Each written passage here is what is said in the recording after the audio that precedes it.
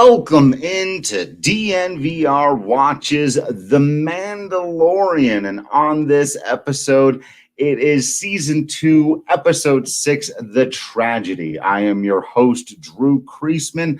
With me, returning to the show, making a grand triumphant character power ranking correcting return to the show.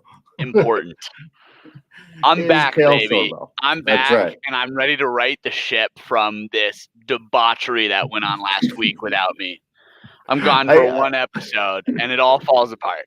I thought of you the whole time. I was like, there's no way that Kale would approve what is happening now. So we'll have the full mea culpa. We'll have Guy and Eric back on at some point. We'll all get to argue about it. But for now, this episode, directed, by the way, by Robert Rodriguez.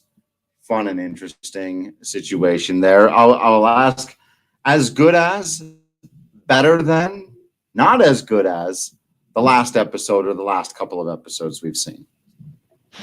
Wow, it's hard for me to even put those in a ranking. I will make it as this statement: the last 4 episodes of The Mandalorian, episodes 3 through 6, so 3, 4, 5, and 6 at this point, are the best Star Wars content I have consumed since Disney took over. Yeah. And I think that is very telling as to, in my opinion, how good this season is. And I'm a fan of the sequel trilogy. I am not a hater by any means. I just, I've really loved these last 4 episodes. This episode really just carries on the strengths that have been going on. I mean, we can just rip off the Band-Aid, I guess. I was one of the people that wasn't necessarily looking forward to a Boba Fett return. I thought his character was better as a silent type. It was really great in the original trilogy because he didn't have many lines, and I don't know, I didn't know how to feel about fully fleshing out that character, especially after him miraculously surviving Return of the Jedi. But I was happily wrong in every sense of the word. Yeah, it really was, I think, without overdoing it, just a loving reintroduction of a classic character, and to get the actor that played Jango in the prequels and have it come sort of full circle. For those of us who don't hate the prequels, certainly acknowledge them more than Eric Weedham does, enjoy this stuff and just go, you know what? Yeah, he could have been left a silent, mysterious, hey, that's kind of neat character. But the fact that they threw him in there, that they got really the only person you could get to play him and not have us go, I don't know, it doesn't feel right. Knocked the performance out of the park as well. Totally. I should say there was a lot of ways that this could have missed. It didn't in any way. He looked right in the armor towards the end of the episode, even an older version of Boba looking right in the armor, and the performance was just knocked out of the park.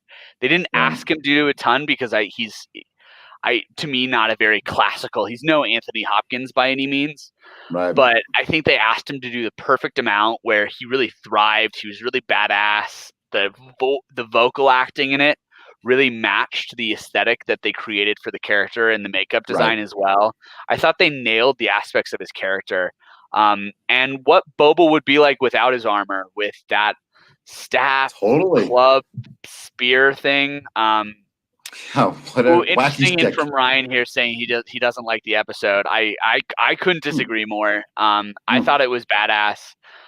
I'm not going to say it's my favorite of the season. I think that probably still goes to episode 3.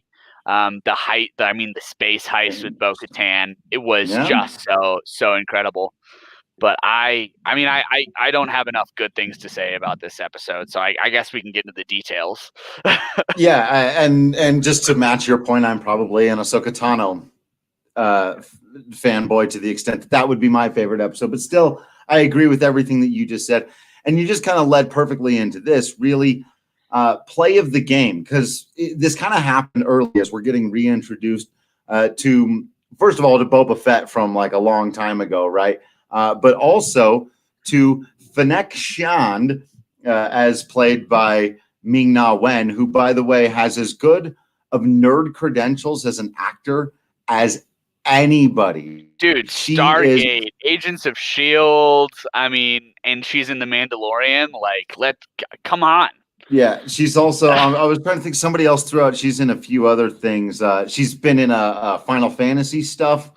She's just like queen of the nerd. She's absolutely fantastic. She's so good. So it's great to see her back. And we knew that character was eventually going to come back into this. So we want to see more there. And I feel like in quick succession here, we have a lot of nominees for play of the game because, oh yeah, she was Mulan. Thank you. Goodness gracious. Right. Like, come on. Like how many, Yeah. like, her nerd credentials. I just quickly insane. rattled off the things I recognized her from, being like a Stargate Marvel fan myself. Right. But I'm sure yeah, she's been in a gazillion things. She's so good. So she comes back. And I think, no, she did a lot of cool badass shit. There was mostly some great shooting in that moment where she's like pinned down. And how do you like Gatling gun style, stormtrooper laser stuff? That was cool as shit. But my favorite play of the game from her was straight up her throwing her helmet right at that dude. Like she just took out a stormtrooper by throwing her helmet at him. Come on. If we're talking about changing the game, even though if we're talking about the grand scheme of the episode, they kind of lost. Let's be real here. They did kind of lose, but play the game, as convenient as the trajectory of her kicking the rock over was, it was a little too convenient for me, but it was a game-changing play. It was a game-changing play. But you don't say, right? Like if the other team makes a bad defensive play. I was like, the turret is right in the row of the rock, really. But I moved on. That was like that's a nitpick. It's a nitpick. You get over it. It was cool. Like, it was a cool moment. Seeing a turret blow up, like all that. I agree with you, Ryan. The rock push was cool. It was just a little too convenient for me. Yeah, right. That no guy's episode is perfect.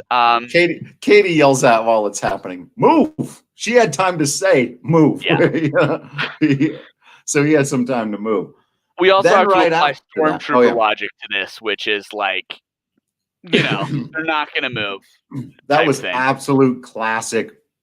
They were firing off like hundreds of rounds a minute, and they had her pinned down and couldn't hit her. That was some classic stormtrooper can't hit anything logic. So you've got all that. Then right after that, Mando pulls another. This is the second time this season he's pulled this move. It's almost becoming a signature. His self as a shield, using the armor to step out there. That was a badass moment where he got to stand in the way, fire out a few guys, and while also delivering some badass action line, dialogue. Usually that stuff can be super cheesy, but when she's going, "I don't like our Roz," and he said, seen worse. That's great stuff. Great delivery from Pedro Pascal. Yeah. Classic spaghetti Western line thrown in there, just really hearkening back to what the core of the show is it really is a spaghetti Western in space. I think a lot of that had to do with the setting as well. They chose a very Colorado, Arizona, New Mexico-esque looking setting. I saw some complaints online as well, a couple in the comments of people being like, well, it didn't really look like another planet. And I'm like, well, how much did Endor look like another planet if you had been to a swamp, so it to me, that didn't really throw it out for me. Some people complained about the setting. I thought it was really cool and did a really good job of harkening back to what the core of the show is, which is it's a spaghetti Western. Yeah. And I thought the last couple of episodes have done a really good job of driving that home. I think one of the things you would have totally agreed with, of the many things you would have disagreed with on the podcast you missed, when we really got into the samurai meets Western, especially at the exact same time during the two different standoffs with Ahsoka inside and Mando outside, was one of the best moments in Mandalorian history, maybe in Star Wars history. It was so cool. But oh man. Okay, I've got to finish that third point, but first of all, I've got to try to get this name right because the question is so good. Vojislav? I think the J is I. Vojislav. I think Vojislav. Let us know if we're close at all. Right. I'm so sorry if we just botched your name. We're trying. It says Beskar Spear versus Dark Saber in the finale. Now I'm going to be disappointed if this doesn't happen. If not this is a I thing am that will personally happen. so this is like way out spoilers. I'm hoping to see a little bit of a dark turn from Bo-Katan and to see a Bo-Katan with the dark saber versus Ahsoka Tano with the lightsaber in the finale. But like that is that's my Star Wars dream for this season. I don't know if we'll get it. Yeah. Oh man, that's fantastic. Okay, so my final nominee for play of the game, and you really could take the entire reintroduction of Boba Fett from the moment he got the armor back on and just did all of the things, the no look shot, the releasing the rockets. But I think the final, the coup de grace at the end of it, right, was him taking out 2 ships in flight of stormtroopers. I think that's your play of the game. That's got to be it. And that was the one I was hoping you were going to bring up because it's got to be. I mean, I don't know what else I would put as the play of the game. There were a lot of play of the game moments. I mean, she did take out a stormtrooper with her helmet. I mean, that was badass. There's a lot of no, it's gotta be, and as Ryan's pointing out, was aiming for the other one. What a great line between Mando and Boba here. It was just a perfect little moment.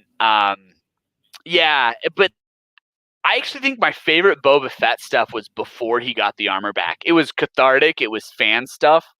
It was fan service without being over the top and cheesy to see him with the armor on doing all the things we want to see him do. But him with his club, spear, staff thing, just absolutely wrecking stormtroopers, using his intelligence to get around, and the way that club just absolutely shattered their polymer armor. I thought it was so cool. That was my favorite Boba Fett stuff from the episode, and it sort of seems like this season, every episode they've been giving up this like true badass, and it's just been banger after banger after banger lately. And Ahsoka was just like, I thought it was going to be the peak. And I got to be honest, I'm a huge Ahsoka Tano fanboy, but what Boba did in this episode might have been like the most like one-on-one badass stuff we've seen all season. Yeah, from like an action standpoint, and that's probably if we like go. I was going to use a word you don't know because you're not a wrestling fan. I was going to say outside of kayfabe, outside of the world of their reality, right? The fictional world. Boba Fett got the Robert Rodriguez episode. The action in this, the coordination, that's not the word. What choreography? Thank you. It's like blank. I know the word. My 4th podcast of the day. I'll get it.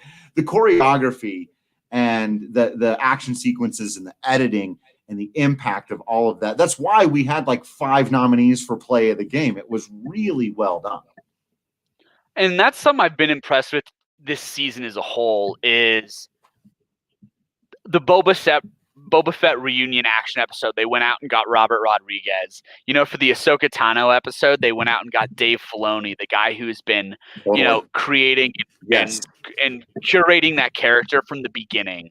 Right. And before that, Bryce Dallas Howard for the big action cinematic set piece episode. I mean, I think what they've done for matching directors to their content this season, seeing now that Jon Favreau's taken a little bit of a step back and is directing less of the individual episodes himself and moving more into just a showrunner aspect for season 2. I think they've just nailed it every episode with who was directing what, and that cannot be undersold to me. There's just such an art to doing that. Yeah. Totally. So I think this next conversation is kind of this bleeds into the character power rankings as well, but it's also a part of our Colorado crossover because last week we were talking about, I think we were leaning toward Mando maybe not being Jokic, that not really working quite right, but we really like Baby Yoda / Grogu as MPJ. Boba Fett back in this thing. What Colorado athlete debut was like this? I mean, was this a Cale Makar level debut for Boba Fett? It's Yes, it Or was. was it? But it was tough Wow. because he's a character that we've known before, maybe not necessarily in this setting. What it But reminds there's me of, hype. that there's hype. What it reminds me of, and this might rub some Nuggets fans the wrong way, but how special the debut was, I think it was Allen Iverson to the Denver Nuggets. Oh, I like that. Actually, I think that's a great, great analogy. I actually really like AI because he's from another generation, right? He's from another team, so he's from another movie. He's from the movies. He's not even from the show. It's like he almost feels like he's from a different part. But And there then he was a shows up ton in of this. hype around it. And people forget Totally. those first couple He of was weeks, good, and man. obviously the AI Mello experiment did not work. Like, I will be It the was first better to than admit people that. remember. It was, but it didn't work long term. But it didn't those work. first No. couple weeks were electric. I mean, watching Allen Yes. Iverson in a Nuggets uniform was everything I wanted it to be when he first took his debut. And that's what it was for me this episode. Watching Boba Fett just kick ass and absolutely, like, I don't know. It was exactly what I wanted it to be. He put the armor back on, and it was exactly what you wanted it to be. It was him sharpshooting. It was him using his armor to the best of his ability, but just being a badass and not having to talk through it. And it was so cool. It was so right. cool. It was like the first time in a Denver Nuggets jersey, Allen Iverson crossed up a dude. You're like, oh, that's the thing I've always heard about. And I've always heard about it from over there. And now he's doing it here. He's doing the thing. I think Iverson's I think you nailed that, Kale. Thank you. That's pretty fantastic. We'll run that by Weedham, who I think is the final say on these kinds of. I think he's gonna sign off on that. That's pretty fantastic. And now, and I really do have to get into this now because I don't want us to spend less time on this than we need to, because this is about to get ridiculous, Kale. You decided, and I didn't press you on whether or not, it was just because you didn't want to make a 10-person graphic. Doesn't matter. It's in the past. We're doing 5. This is tough. 5 people get onto our character power rankings, and it was tough last week, and this is so much hard. We're only adding characters as we go on. Cara Dune, get out of there. Like, love you, Cara Dune, but you're nowhere close. Yeah. And she was even in this episode. Yeah, a little bit, but we haven't even touched on the Moff Gideon moments we got this episode, which were amazing. He was an incredible big bad for a TV show this entire episode. We haven't even touched on it yet. What are we going to do, Kale? How do we? Okay. All right. Do we start at the top? Do we start at the back end? This is so difficult. We got to start at 5.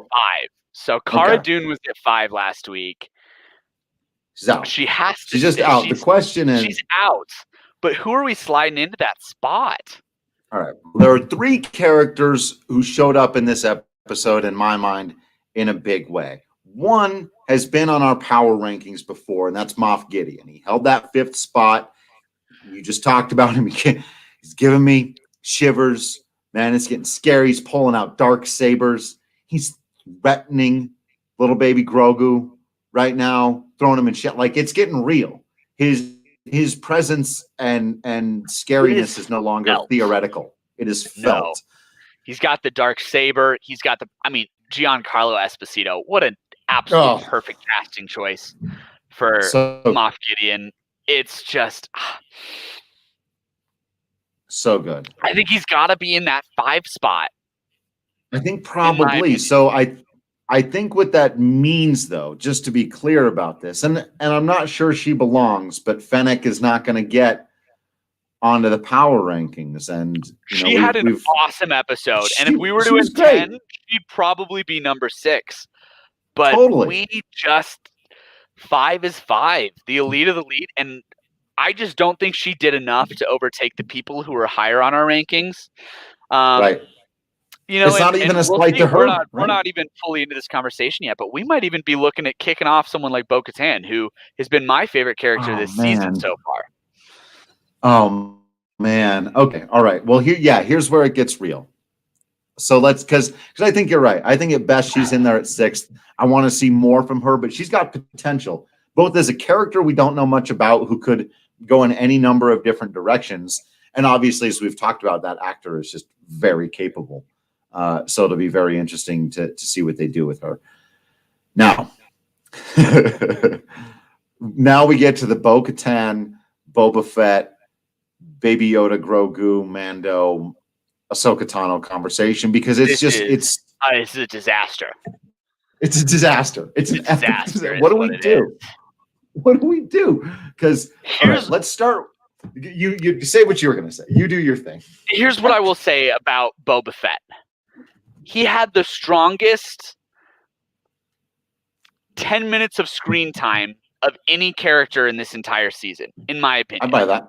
Maybe in the whole show to this point. Maybe in the whole show. I mean, Mando's had some strong 10-minute He's not even on screen as much as you think he is, but when he is on screen, he's making an impact. I love what they did with the character. Like I said, I was the type of guy that wasn't that interested in seeing Boba Fett and the Mandalorian.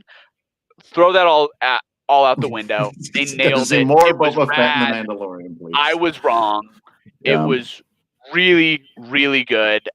So, I think as far as I don't know, impact per minute of screen time, he's probably rocking a number 1 spot right now. But is that what we're basing the power rankings off of? I don't think so. But he's got to be higher than 4. I think you're right. I think he's got to be higher than 4. And that's what's tough about it, because you're weighing that against Ahsoka Tano, who had an entire episode built around her, who got all of the screen time, right? And all of the character development, but we may never see her again. I suspect we'll see her a little bit here and there. But I would also suspect that the majority of her character development and arc is over, right? Whereas we know they laid it out there. They gave us a very clear indication that there is a goal yet to be solved here with both of these other 2 characters. Boba Fett's going to be in the rest of the season. It's looking like he's part of Mando's crew. We know Bo-Katan is coming back. Right. And we know there's a deeper story. So I felt like giving Ahsoka Tano made sense. Giving her the 1 spot made sense because it was such a strong episode that was so built around her and so drew on a loving tradition that so many of us do care about. And Eric doesn't, but whatever.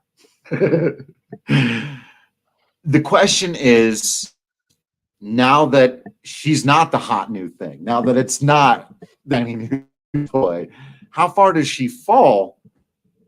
I think she deserves a spot at the very top, but this could be a big fall for her.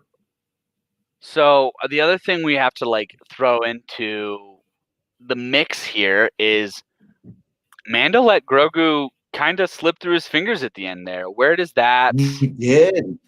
Where does that fall? Mando not being, although the moment at the beginning of the episode with the ball that comes off of his joystick, and the moment between him and Grogu and him acknowledging it's his name, their relationship is just blossoming in just these little moments that happening every episode for me. That inclined to me, I'm finding myself caring more and more about Mando as a character, not just because he's a badass. And that for me is sort of bringing him up in the rankings. I mean, him falling all the way to number 3 last week was a travesty, but we're moving on. We're moving on. I'm over it. Made you make that graphic and everything. Yeah, I had to make that graphic, just seething the entire time. So I don't know. Okay, so here's the hard part for me. I think we have to throw Bo-Katan off this list, and she might pop back onto the list. I think you're right. And she's been my favorite individual show up moment from this season, other than obviously Ahsoka Tano had an entire episode built around her, so I'm kind of throwing that out there. Completely different. But as far as a side character, I've loved Bo-Katan, but I know she's coming back, and I feel like if we're down to 5 spots, there's not an argument. So here's my thing: there's not an argument for her to be there over Grogu. There's not an argument for her to be there over Mando, and there's not an argument for her to be there over Boba Fett.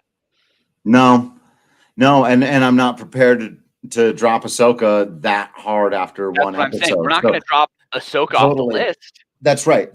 We're not going to do that. I like this strategy. We kind of did this with Moff Gideon, right? And it turns out we were right. We were like, we're going to put him in the end, and then we're going to kick him out of there because we know he's going to be back. We know, and here he is. He's back, and I think you're right. I think Bo-Katan will find her way back to the list, but I also think you're right about this because baby Grogu, baby Yoda. Now, the issues that had been there for so long of him kind of staying steady. Now, these last 2 episodes, he gets a name, he gets backstory, he's sitting in fields of energy, he's tossing stormtroopers around the room. Yeah. He's doing stuff. That is a hot take, but we'll that is a hot take. Okay, but I'll move past that. As a Bo-Katan fanboy, I will move past that. So who do we put in this number 4 spot? So here's my thing, Drew. Okay. I think we see an Ahsoka free fall from number 1 to 4. I think we do. I don't think there is a smart for a 1-up. She got her time in the spotlight. As a character who might not come back the rest of the season, I don't know if there's an argument to have her over Mando, Grogu, or Boba Fett. I think that's right. You've sold me, and I think because we did put her at number 1 last week, we feel much better about moving her back to number 1. Did I come back? You're back. I'm back. You were gone for a sec. I think you're back. Oh, and he's gone. That I agree. I anticipate. Oh, am I here? Am I there? I could be anywhere. Who even knows? This will be fun to edit out a little bit. Thanks for rolling with us on the live, guys. Okay, I think I can hear you at least, whether your video's cutting in and out or not. Oh, he's gone. Okay, so I'm soloing it. I've never done a solo pod before, so please roll with me here. So Bo-Katan, we are kicking off the list, unfortunately. Oh, Drew's back. Thank God. Yeah, I have never done a solo pod before. I was drowning there for a slight second. I'm sure you were doing fantastic. All right, so Bo-Katan's out of there. That's brutal, and we've got Moff Gideon at number 5. I think we've got Ahsoka Tano in there at number 4, anticipating she'll probably fall off the list. If she comes back, she can make a play for it, but a nice individual week, I guess, in the number 1. Okay. I think so. Here's where it gets tough. So we've got basically unranked, but who we have left is we've got Boba Fett, we've got Grogu, and we've got our boy Din. We've got Mando. Yeah. So Drew, what are your thoughts? I don't even know where to go with this. I don't either. This is so you know what? I'm inclined. Okay. I'm inclined to move Boba Fett all the way up to the top spot. You think it was that strong? It was that strong of a debut, and while it wasn't as like you already laid this out, right? It wasn't the amount of screen time that Ahsoka got. It was just as impactful. That's not the only way to make your presence known, and the fact that we know that he's going to be there is one of those things. So we're doing these power rankings, right? Because we know we do sports, right? And power rankings at the end of a week, if a team has gone 4-0 in basketball, I don't know why I went with a sport of my own. If you it's like if you got a baseball team that's gone, 7-0 that week, 9-0 over the last stretch, but one of them keeps having all these walk-off wins, and another team has won the same amount of games, but they've had these monstrosity of victories, right? They're just drubbing people. Well, that's how you separate them. And this was a drubbing. This was just to show up in 1 week. I think of, that old Super Team Miami Heat when it was like they could go to the number one in the power rankings by beating 2 teams by 40 points. And no, they didn't do everything that everybody else did. But sometimes when you just show up, you dunk, you're throwing full court alley-oops, you're shooting people without looking, you take down ships when you say, oh, it's shooting for the other one. You're promised. We got more significant backstory on both Django and Boba Fett this episode. I think that really matters. All right, Drew, I'm not one to necessarily argue with you here. I think you might be onto something. Yeah, I mean, it was just, I think, and I didn't know that this was going to happen, but we're going to have ourselves a little bit of hot potato with that number one spot for a little bit here. Because either Grogu or Mando could retake it, but I think we've almost got to hold them where they are. It was, again, to follow through with the sports analogy, it's like one team went 5-1 and the other team went 5-1. It's just that Mando, well, I don't know who was already in the lead. We had Grogu at number 2. Did Mando fall? Maybe we swap them. Maybe we put Mando in number 2. I mean, Mando, man, like he had so much like great little dialogue with everybody, and his. I think it's Johnny hard. Says Grogu's tossing stormtroopers. That was really cool. It was one little moment. I mean, it was mostly useless. Mando's like really showing his caring side for the kid, where he's running back and forth from the top of that mountain at the temple, like a bunch of times throughout the episode, trying to make sure that he's okay. He's like, "Kid, it's time to go." He tries to break through the force, like the quote unquote the force shield. Right. So. I mean, I think like here's my problem. Mando was at number 1 for a really long time.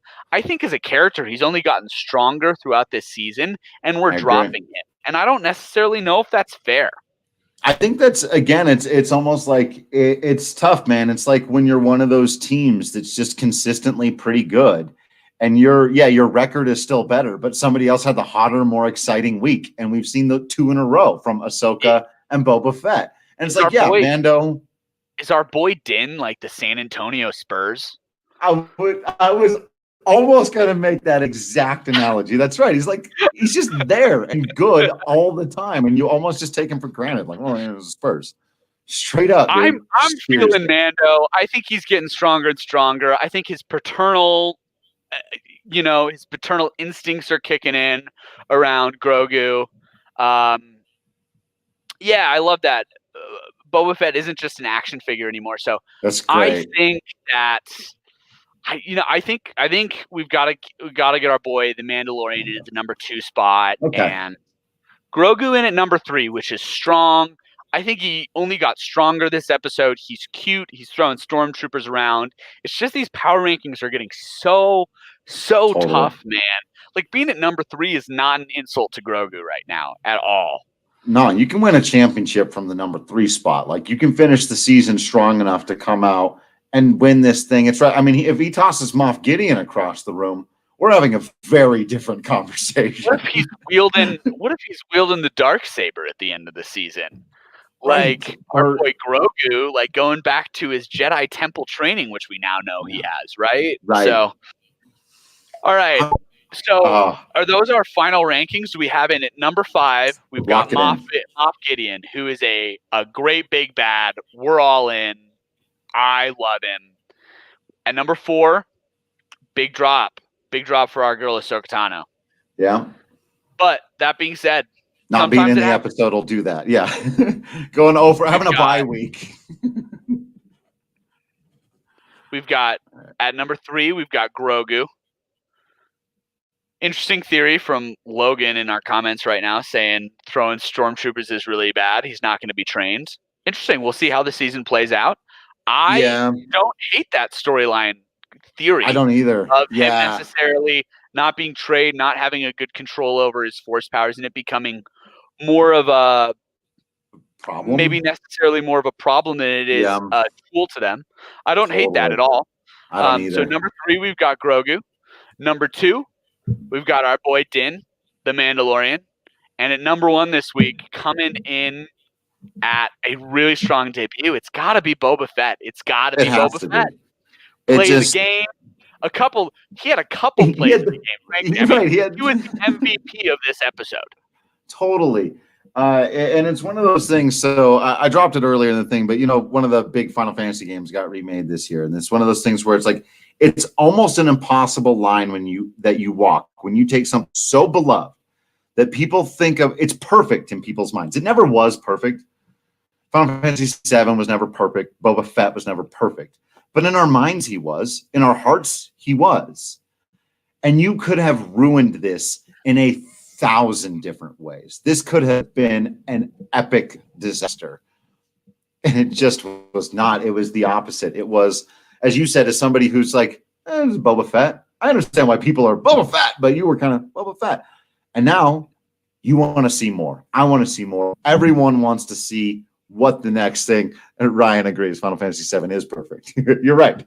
But right, a chance to mess it up. And when you lovingly pay tribute to something like that, you can reach people in ways we barely even understand. And that's why he belongs in the number 1 spot. You can try to break it down objectively and be like, don't get nostalgic about it. It's like, it's Star Wars. Dude, it's what we're doing here. This episode for me was the perfect mix of nostalgia without being fan service. And it was just really good. Like, it was just good filmmaking, frankly. Yes.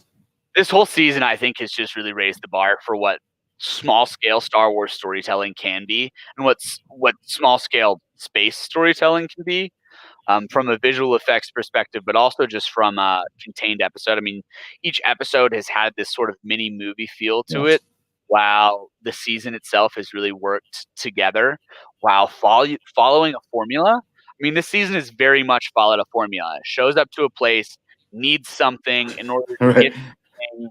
He works with this person to achieve this goal, right? And yet it has never gotten old. And I am just really impressed with this season's storytelling as a whole. And it's gotten to the point where like I'm literally like counting down the hours till our 8 p.m. watch parties every week. So I'm really excited. I couldn't be more happy with this last episode and this season as a whole.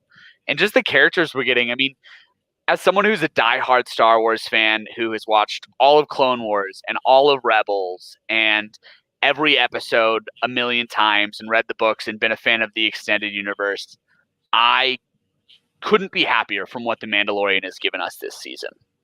Yeah, totally. I'm just, as you can see here, our comment section still popping off. People are just excited about it. Ryan, I did the same thing when I saw the ship. I yelled out, "Slave One!" And my girlfriend went, "What happened?" I was like, "Look, it moves different." It's, it's just where that's what it's for, is for us to yell out, "Hey, look, the thing," but not in a dumb and cheap way, in a way that really, I agree with you. This has been a very successful season so far of Mandalorian. So thank you all. If you want to, as Kale said, make sure you don't miss any of it. We're doing these live watches on Fridays at 8:00 p.m., going live after that, sometime right after the episode, or at least by 9:00 after the episode. Doing these, make sure you're using the hashtag DNVR watches. You're following DNVR Gaming, both on Twitter and on the Twitch channel, DNVR_sports there at twitch.tv, and that you're subscribed to the YouTube channel. Give it a like, click on that bell icon. You'll get a notification whenever we're going live, and subscribe to the DNVR.com for all that sports talky stuff that we actually do for a living. So it really is so much fun getting to stretch our nerd muscles with all of you. And one of the great things about being a member of the DNVR.com when you subscribe is you get to come hang out in our Discord. And so you can tell us about your favorite music or your favorite movies, your favorite TV shows, your favorite Star Wars theories. We've got a Mandalorian channel in there. Yeah, we just got a new Mandalorian channel in the Discord. It's been popping off the last week or so. We're having a lot of fun in it. Come hang out, talk Star Wars with us. A lot of diehard Star Wars fans, not only on the DNVR staff, but in the DNVR community as well. We're having a ton of fun in that Discord. Come hang out with us. People got like Mace Windu theories. It's been phenomenal. We're having a great time. So follow all that stuff. Subscribe to all that stuff. Keep hanging out with us. There will be more Mando talk coming your way next week. So just chill. Until then, see you next time.